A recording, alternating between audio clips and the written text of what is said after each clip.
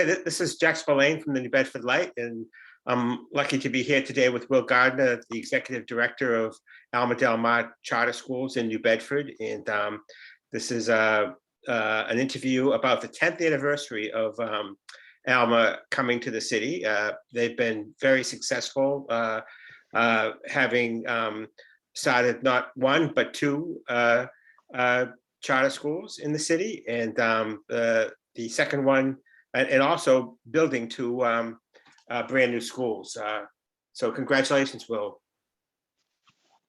Thank you. Yeah. So what do you attribute your success to? Well, I think it certainly starts with the group of people that we were able to bring together when we started. We just had a really dedicated founding crew that brought a lot of energy and ideas to what they wanted to see in this new school, alongside families who were really taking a leap of faith when we first opened to try an entirely new K-8 school. And then I think that energy has just kind of grown. So as the school has grown and as the Alma community has grown, in particular, our staff, our faculty and staff, we've been able to really just attract great people and develop great people here. And their ideas have kind of continued to improve our program through the years. Tell me a little bit about your own background and why you wanted to do this, because it is a challenging thing to undertake. Yeah, so I had been in education previously. I'd been an elementary school teacher, and then I'd been running a program in New Bedford trying to catch kids up academically in the middle schools. And this was 12, 13 years ago. And there was a group of us who were talking about the state of the schools at the time, the state of educational opportunities for kids in New Bedford, who were interested in seeing something different come to light. And so, I just happened to kind of be around a great group of people, community leaders, educators, parents, who were pretty passionate about this idea. So, I think Alma was really something that just came out of a need that we saw at the time for a really strong K-8 school. So your development director, Becca Curry, has done a great job giving me some background Cool. about these past 10 years. And I've also read through some of your annual statements. Is it fair to say, Will, that you've made a lot of progress in terms of increasing the number of ESL and disabled students, minority students at Alma? Yeah, I think we've always done a great job of serving a diverse population, diverse in terms of abilities, diverse in terms of background. And so I think that success and the fact that we've really done right by the kids and families that we serve has then led to us seeing strong word of mouth among families and seeing our population grow and our subpopulations in those areas grow. So I think our English language learner and our former English language learner population is a great example of that, where we had a handful of families initially when we started out as just one small school, but because of our success with those scholars, because of the relationships we formed with families, that naturally led to our serving a greater and greater number, alongside some really targeted recruitment to make sure that we were getting the word out to as many families in the community as we could, particularly those families who might not otherwise hear about us. So I think it's a combination of our results and also our outreach. You employ a lot of young teachers and young adults. A lot of teachers are starting out. It might be said that there's both upsides and downsides to that. They certainly may have more enthusiasm and energy, open-mindedness, but some have criticized that your staff maybe doesn't have the experience and the teachers don't stay very long. How would you respond to that criticism? I'm not sure how our demographics in terms of our teachers might compare to any other school. I think we have some teachers who are early in their careers, some who are mid-career, and some who are later career. So, I think we have a mix of teachers, and we certainly like to have kind of a mix of experience within our teaching ranks. I think one thing that has led to our success, though, has been our ability to create our own pipeline for strong teaching talent. So, for example, one of the things we have is our teaching associate program, where we can take somebody who's new to the profession, but rather than kind of throwing them in sink or swim, like happens in a lot of public schools, we're able to have our associate teachers grow and develop alongside lead teachers, alongside experienced veterans, so that by the time they're taking on their own classroom, they're really ready to do the job well. So I think that I think that experience is certainly important. I also think that the right kind of experience is very important, and I think above all, performance is the most important thing. Right? I have seen teachers who are in their fifth year of teaching who are just brilliant teachers who get results on par with the best teachers in the state. And so the thing that we really key in on is the individual teacher's performance and how we can continue to support them to grow and get better. Say a little more about the right kind of experience. Yeah. What's the right kind of experience? I think the right kind of experience is the experience where you're learning and growing, right? So I think any of us in our work can certainly come in and do the same job day in, day out. But depending on how we learn and reflect and grow, that those are the keys to getting better at the job. So somebody who may start out green, but is really hungry to learn, really studying their craft, getting a lot of feedback, practicing, reviewing tape of their lessons and seeing how they can do better, reviewing lessons, improving them, that person is going to get better a lot faster. And so we also just look at the growth trajectory of any individual person and make sure that they're learning and growing as quickly as they can, whether they're inexperienced or whether they're a veteran teacher. And that's another thing too. Sometimes people think of teaching as just divided between, the veterans and new teachers, but it really is an infinite continuum as far as how much you can develop your craft. You don't have a teachers union at Alma. Is that an important ingredient in your success? What is your philosophy about that? Are there pros and cons? We think that teachers are certainly the key to our success, and certainly our model. It includes a lot of independence and autonomy and flexibility for our teachers that you might not find in more traditional schools. And I think that flexibility on things like allowing to change the curriculum more nimbly and allowing teachers to have input on that, the amount of voice our teachers have, is something that's certainly a draw for our teachers and something that's special. So, no, I don't think there's, any one kind of silver bullet or any, one kind of key that makes our environment great for teachers. So you talk about independence and creativity and the importance Yeah. For teachers. I think the Bedford district system has one what's called a Renaissance school, which does not function within the boundaries that are set by the collective bargaining agreements with the teachers union. How are you similar to them, or how would you be different or similar from them? I can't really speak to other models, or I haven't looked too closely at what the exact differences would be. I do know that we have autonomy as a charter school overall, right? And that's the kind of deal here with public charters, is that we have more autonomy in exchange for higher accountability to the state for our performance and how well we're serving kids. We just went through our second 5-year charter term. and had to go through the renewal process, which is a very lengthy process.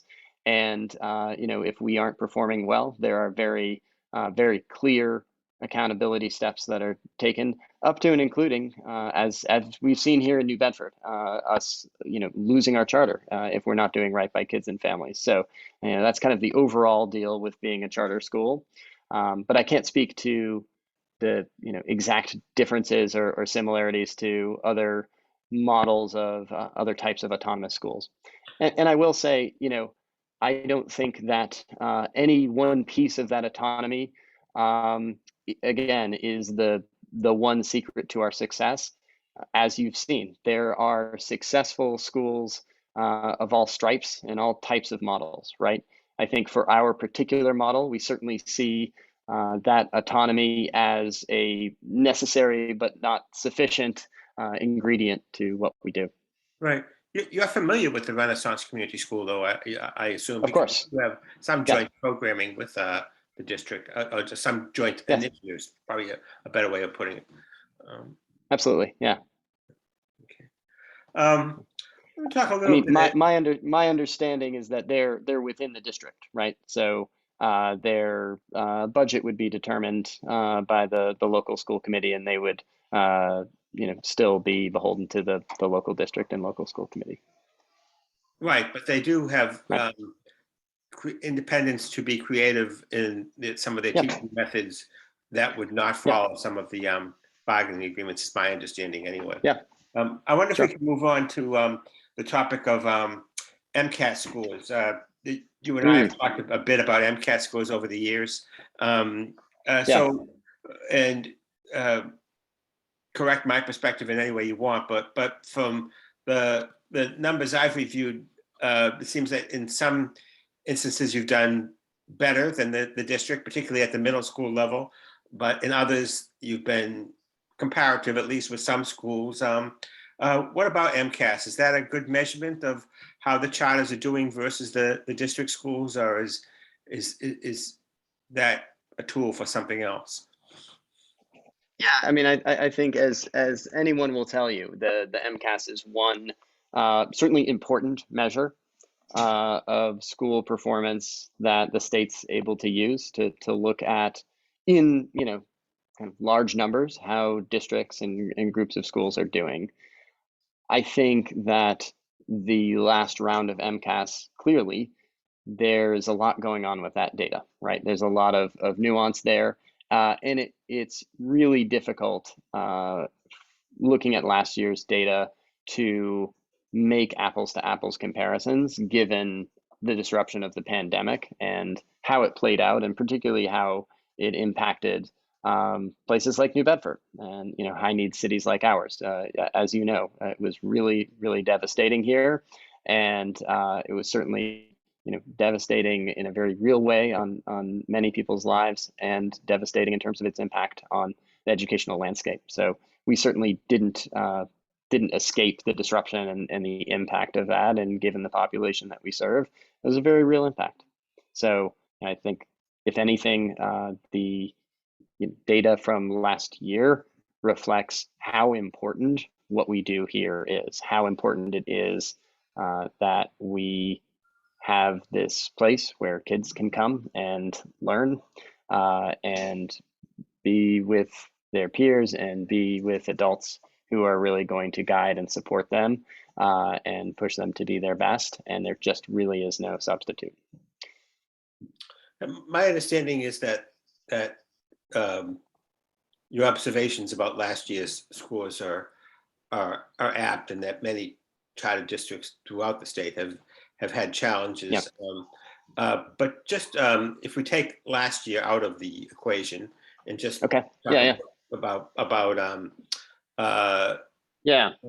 versus the district in general, what observations would you have to make? Yeah, I mean, generally, that's not the observation I'm making, right? I'm not comparing Alma versus the district. We're comparing Alma versus Alma, and Alma versus the more affluent regions in the state, right? And because a big part of our mission is making sure that regardless of where kids are born, that they have the same high educational opportunities as kids anywhere. So again, MCAS is one measure. Our kids, by and large, in the past, have done well on the MCAS. We tend to be at or above the state average, right around there. In the years leading up to last year, obviously the pandemic was highly disruptive. There's certainly variation year to year, grade to grade, cohort to cohort. We are certainly always trying to do better, but consistently over the course of the 10 years that we've been around, we've had very strong MCAS performance comparative to similar schools serving similar populations. And I think another piece of that is the consistency, right? So we've had strong academic performance from the start. In particular, we have strong early reading, and that is something that you do see play out in the data, even from last year. You know, our kids held pretty strong on ELA, despite the fact that it was a really disruptive year. And I think a lot of that is to the credit of the teachers that we have who are teaching kids to read early on. And the emphasis on reading at Alma just means that our kids are strong readers, and that's not something that dissipates when they miss days of school or where they're forced into online learning. So that was a particular highlight from last year's data.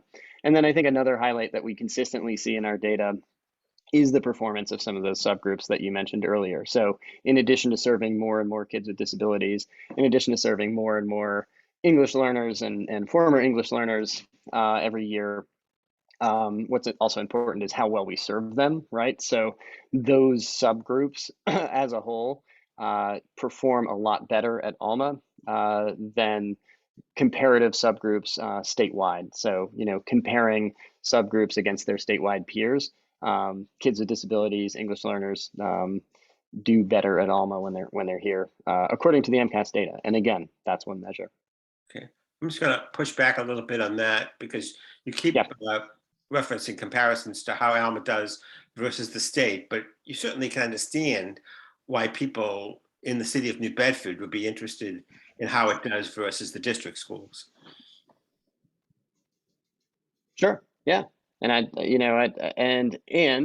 think our focus is making sure that we are providing the best education we can for our scholars. Our focus is not on, some kind of competition with our peer schools, right? Where we are looking to improve education not only for our own kids and families, but to be a part of a broader movement to improve education for kids in New Bedford writ large. I noticed in one of your annual reports that you've developed some new math approaches to teaching math at Alma. Can you talk a little bit about that and how you think it might help? Yeah, I think well, this isn't new, but one of the things that we've done with math, again, since our founding, was we rely, as a conceptual basis, we rely on something called Singapore Math. So it's the national curriculum of Singapore. And it was developed in that country as a way of kind of revitalizing their math curriculum and met with great results there. And I think the key to that, as I understand it, is that it gives our scholars a strong conceptual foundation in math prior to them learning all of the algorithms that you and I probably learned when we were kids. And so what that means is they have kind of a more enduring understanding of conceptual math that should be a strong foundation. Certainly coming off of last year, what we saw was our kids fell out of practice with math. And I think that's the harsh reality of the pandemic. We certainly were doing our best to keep everybody practicing what they needed to practice. And given the realities of the pandemic, our scholars were not doing math with the regularity and the sustained focus that it requires on a daily basis to really build those skills. And so as we come back from the pandemic, we are not adding on a lot to our curriculum. You see a lot of folks are, rushing to throw everything they can at addressing the disruption of the pandemic. What we are doing is just making sure that the core of what we do is really strong, because we know, as we've seen in the past, that when scholars are practicing math every single day and doing that in a focused, sustained way with sound conceptual frameworks, then we will see really rapid improvement, and we will see them catching up. So before we're adding on anything, and we certainly have, you know, additional blocks in the day to focus on skills where scholars need to accelerate. But before we're doing any of that, or you know, bringing on additional teachers and tutors, some of which we've also been doing, we're really focused on our core program. One of the things we've talked about over the years, Will, the criticism by some leaders in the district that you're taking money out of the district schools and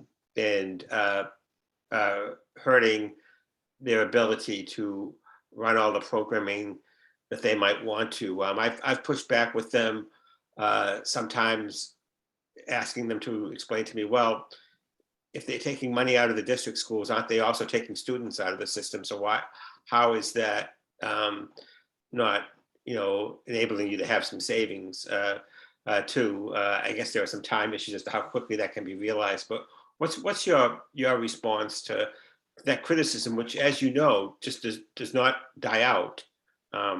We have another regional charter school proposed for New Bedford and Fall River, and the criticism's been made recently again. What's your response to that criticism?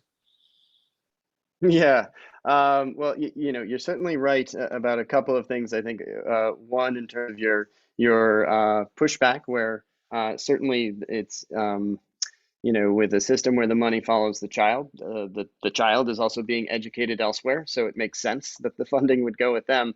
And you're also right about the fact that that's kind of an enduring myth, right? That you know, there's some kind of draining of resources to the detriment of other systems One small when there's funding myth, for the kids. one small correction: myth is your word, not mine. Let the record state, yes. Go ahead. And Sorry. enduring sticky idea, right?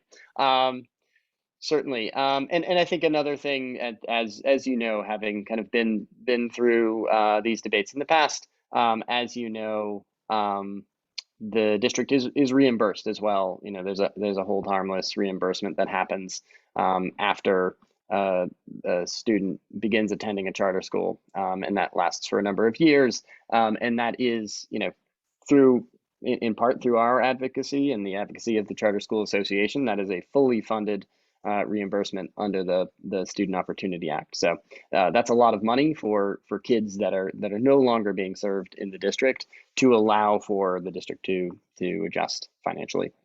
And I think, you know, lastly, you know, I think a lot of that back and forth, right, is you know, happens at a certain level, and I understand that it's you know, important to, you know, players who are working at a certain level, but the folks that I tend to talk to the most are families, and what families care about are having great options for their kids, right?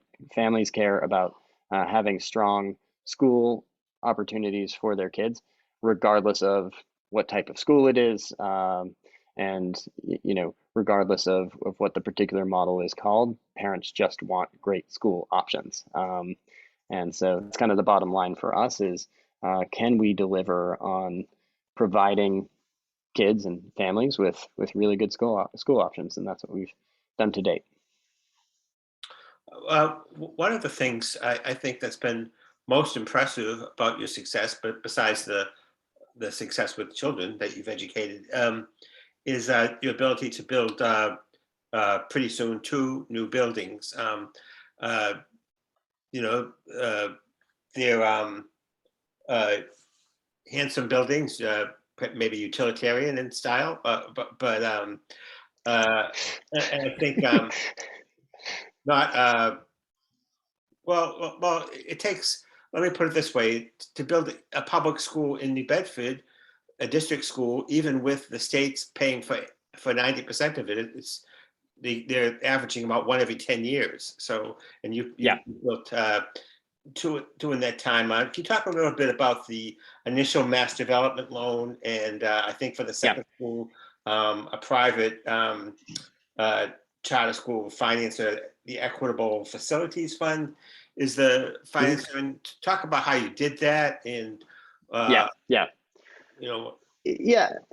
why you did. I think right, and I think this actually relates to what we were talking about previously, which is the fact that we've done right by our students and by our families has led to our ability to grow, and our results have also led to our ability to expand, including have led to opportunities for us to be able to uh, raise the money and certainly take on the debt in order to create new facilities. And I appreciate what you said about the buildings. At first, I thought you were kind of damning them with faint praise, but No, I don't. handsome and utilitarian is certainly what we're going for there, because we're not building the Taj Mahal, right? We don't have that 90% funding. We can't kind of gold plate our facilities. And we want to make sure that every possible dime that we have goes into the classroom. At the same time, we want our scholars to be doing their work in a building that's worthy of the work that they're doing. And so I think both of our building projects have reflected that ethos of, hey, we want a building that's professional, that's light, that's going to enable the expeditionary learning that our scholars do, that's going to allow for a lot of the small group work that teachers like to do. But there aren't a lot of bells and whistles there for either. And so we've managed to build them at a much lower cost than we would if we were doing a similar type of project within the current kind of district. And I'm not talking specifically about New Bedford, anywhere in the state, if we were doing that kind of project. Yeah. Certainly working with mass development was a great opportunity on the last building, and that enabled us to take on tax exempt bonds in a way that we could finance the project in a way that's sustainable. And then likewise working with Equitable Facilities Fund, that is a product of our performance. So the metrics they are looking at most closely are our performance over time. And so our ability to work with them and get very favorable financing through them is the direct result of our being able to serve kids and families really well in the time that we've been open. And so that's enabled that. And I think we've had a really great team on both of our facilities projects. We've been able to bring together a really strong project team, starting with our project manager for both projects, a guy named Tom Tabiri, who's a very experienced professional. And he has just been, my quarterback on this throughout both of them. And he is a great leader, and we've brought together a great team around him. And so it's been exciting. It's a very similar team on this project to the project that we had before, and it's been really exciting to see them come back together and do another great building. And I think they really believe in it. They believe in the mission. I was just visiting our new building, the Douglas campus, which is going to be open hopefully in January, knock on wood. I was just visiting the other day and walking through the building. They had finished putting up the drywall, and there was one person on the drywall team, one guy who's actually a foreman, who was an Alma dad of two scholars who have come through the school. So we've seen several parents working on the project, which is pretty exciting as well. And so I think there is a high level of care that's going into those, and I think a mission alignment with the teams that are organizing and carrying those out for our kids. I was up there the other day myself, and it is a very impressive and handsome structure. My descriptions were meant to be observational. Absolutely, yeah. Critical. Yeah. I think the other exciting thing about the Douglas campus was that we were able to use a prefabricated steel structure to build the building. And what that did was it did save us some on the cost side, and it also made it so that we were able to cut down the timeline a little bit on that build, which ended up being very fortuitous given the onset of the pandemic and what it did to supply chains throughout the world. So we were just able to get the materials that we needed in time before things really were gummed up by the pandemic. I'll try to wrap up quickly because I know Yeah. we're over time because we started late. But I would like if you could talk a little bit about Alma's decision to go into the middle school level, sixth, seventh, and Yeah. eighth grades, where anybody who has followed New Bedford schools knows that there is both a drop off in the MCAS scores and a challenges surrounding middle school age education. And and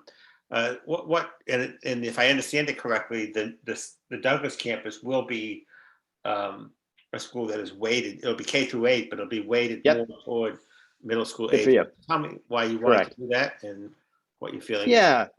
So, certainly when we opened Alma, we chose the K through 8 model for the reason that a lot of families were asking for that, right? They wanted that 9-year trajectory for their kids. They wanted their kids to be able to stay in the same school, not to have to kind of go from elementary school and have that really abrupt shift from kind of a warm, caring, supportive elementary school and then kind of thrown into a large, more anonymous middle school. So that was certainly one desire on the part of a lot of families that drove us to the K to 8 model to begin with, alongside the research that just shows what it does, even just having kids switch schools, right? So every time you switch schools between grades, there's some loss there and certainly loss of culture. And so, we really like the K to 8 model for that reason. And I think there's a lot of opportunities that it presents, not all of which we've taken advantage of completely yet, with the middle school scholars really taking ownership and showing leadership throughout the school. We decided to expand the middle school level at the Douglas campus for a similar reason. We had a lot of families saying, hey, I've got an older kid, but most of the openings at Alma every year are in kindergarten, and then your seats fill up, and then there's very few openings in the later grades. And we were particularly seeing that at the middle school level. And so we made the decision to open up more spots in our 6th grade to allow for there to be that second entry point. And I think it also works well for our cohorts and for the culture of the school, where you can have a group of scholars who have been together for elementary school, they go into 6th grade, and then you bring in some new scholars as well who can be a part of that grade. And in the middle school grades, sometimes that adds a welcome element to classes to have new faces, new ideas, new creativity in the mix. All righty. Are there any topics, and I don't want to pretend that this story can be some sort of exhaustive portrait of Alma, but I did think the 10-year mark was a good time to take a look at you guys. Are there any topics that we didn't talk about that you think are important? Yeah, I mean, I think there's been a few. I think alongside the pandemic, as you've seen, there's been a real racial reckoning across the country, and I think that's certainly played out at Alma and was playing out for a time before that as well, in a good way, in the sense that I think we have a really renewed dedication to anti-racism work in the past couple of years, in a way that's exciting.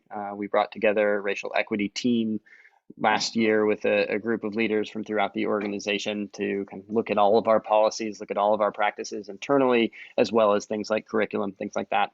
And so we've begun to make and have made a number of changes, and are changing the way our staff is trained, in working on how we can continue to make our teaching even more culturally responsive on a daily basis. So I think that's really exciting work that's kind of ongoing. And then I think certainly the work that we've been doing with families. We have always had strong relationships with our families from the start, and part of that has to do with our founding and how many of our families were really took ownership of the school in the early years. We literally had families helping us to paint our original building when we were leasing the old Ottawell school. even before we opened. And during the pandemic, that really came into play. We started an organization prior to the pandemic, actually, called Families Helping Families, and that's a group of Alma parents led by an Alma parent and an Alma leader, Marie, who is just wonderful, and she's a facilitator of Families Helping Families, and basically their mission is to bring together Alma families, Alma parents to support each other. And it's basically us as a school saying, hey, rather than us pretending like we have all the answers for parents, we have a lot of wisdom, a lot of experience among our current families. And so, particularly for families who are new to parenting or new to Alma, it's become a real resource. So they have regular meetups, they have kind of support groups where they get together. And now that we're back in person, they're going to be able to start getting together more. And that's been really exciting. And then, of course, at the start of the pandemic, it was a really vital network. So we had Alma families helping each other out with things like, basic necessities, making sure we had meals delivered to houses that needed them, things like baby formula, and just sharing information. So that's another thing that we've really worked at, is we really want to be a hub for our families and facilitate families helping each other, not to try to be the be all end all for everything for our families, because we can't, right? We're a school with limited capacity, limited resources, limited attention. But what we can do is bring our families together and rely on their collective wisdom to support each other. And that's what being in community is all about. Well, great. Thanks for talking to me, Will, and congratulations Thanks, again. Jack. Appreciate it. Yeah. And congratulations to you. I've really been loving reading the Bedford Light. I think it's a really vital thing for us to have in this community. Yeah, it's very interesting for me to be working for a nonprofit after all these years. A little bit of a different approach to things, and we're hoping that we can serve the city well. That's great. Yeah.